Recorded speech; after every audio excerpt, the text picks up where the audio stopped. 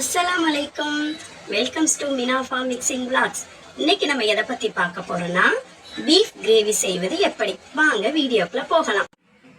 தேவையான பொருட்கள்: beef 1/2 kilo, மஞ்சள் தூள் 1 டீஸ்பூன், சீரகத்தூள் 1 டீஸ்பூன், மிளகுத்தூள் 2 டீஸ்பூன், இஞ்சி பூண்டு பேஸ்ட் 3 டேபிள் ஸ்பூன், கருவாப்பட்டை, ஏலக்காய், கிராம்பு பொடி செய்தது 1 டீஸ்பூன், மிளகாய்த்தூள் 2 டேபிள் ஸ்பூன், மல்லித்தூள் 1 டீஸ்பூன், தேங்காய் இந்த அளவு 2, பச்சை மிளகாய் 2, கருவேப்பிலை 1 கொத்து, புதினா மல்லி 1 கைப்பிடி அளவு, சின்ன வெங்காயம் 100 கிராம், ரம்பலை 1, தேவைப்பட்டா ரம்பலை இருந்தா யூஸ் பண்ணலாம், இல்லைன்னா ஸ்கிப் பண்ணிக்கலாம். தக்காளி பெரிய தக்காளியா 2, தேவையான அளவு எண்ணெய், தேவைக்கேற்ப கல்லுப்பு, 5 காஞ்ச மிளகாய். இப்போ காஞ்ச மிளகாய தண்ணியில போட்டு கொஞ்சம் வேக போட்டுக்கலாம். இப்போ இது வெந்துருச்சு. இப்போ இறக்கி வச்சிடலாம். இப்போ பீஃபை வேக போடலாம். அதற்கு தேவையான பொருட்கள்: கொஞ்சம் கல்லுப்பு, கொஞ்சம் மஞ்சள் தூள்,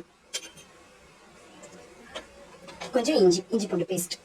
இப்போ இதுல தண்ணி ஊற்றிக்கிறலாம். மூடி போட்டு மூடிக்கிறலாம். ஒரு 6 விசில் அடிச்சதுக்கு அப்புறம் நாம அதை எடுத்துடலாம். கறி வேகட்டும். இப்போ நம்ம மசாலா ரெடி பண்ணலாம். அதுக்கு அடுப்பில் கடாயை வச்சுக்கிடுவோம். அதுக்கு பிறகு இப்போ வேக போட்ட இந்த 5 மிளகாயும் ஜாரில் போட்டுக்கிறலாம். அப்போ வெட்டின இந்த 2 தக்காளியும் ஜாரில் சேர்த்துக்கிறலாம். இந்த தேங்காய் ஜாரில் சேர்த்துக்கிட்டு நல்லா நைஸாக அரைச்சி எடுத்துக்கிட்டு வரலாம்.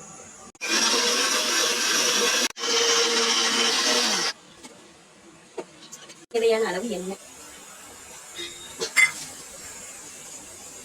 ரம்பலை,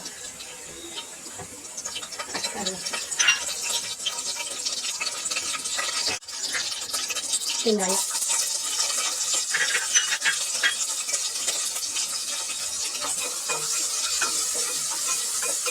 நல்லா பொன்னிறமா வர வரைக்கும் நல்லா வதக்கணும்.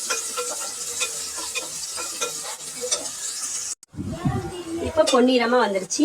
இப்போ நம்ம அரைச்சி வச்ச தேங்காய் தக்காளியை இதோட சேர்த்துக்கலாம்.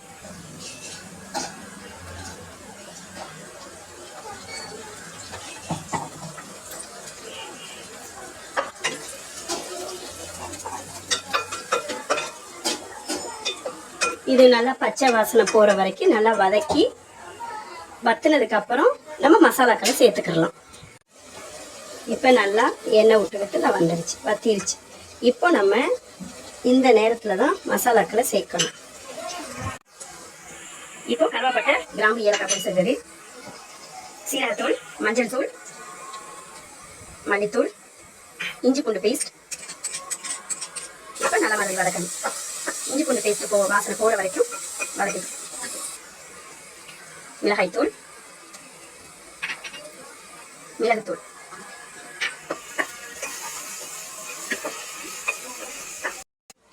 இப்போ கறி நல்லா வெந்துருச்சு. இப்போ மசாலாவில் சேர்த்துக்கலாம்.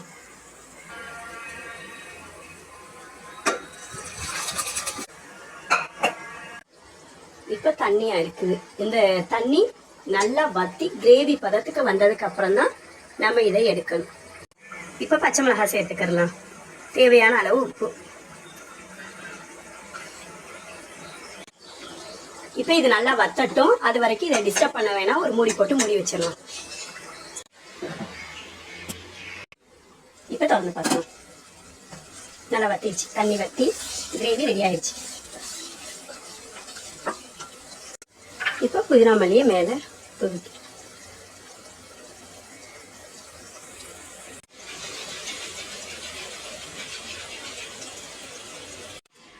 பீஃப் கிரேவி எப்படி இருக்குன்னு நீங்களே ட்ரை பண்ணி பார்த்துட்டு எனக்கு கமெண்ட்ல சொல்லுங்க. உங்களுக்கு பிடிச்சிருந்துச்சுன்னா லைக் பண்ணுங்க, ஷேர் பண்ணுங்க, கமெண்ட் பண்ணுங்க, சப்ஸ்கிரைப் பண்ணுங்க. தேங்க்ஸ் ஃபார் வாட்சிங்.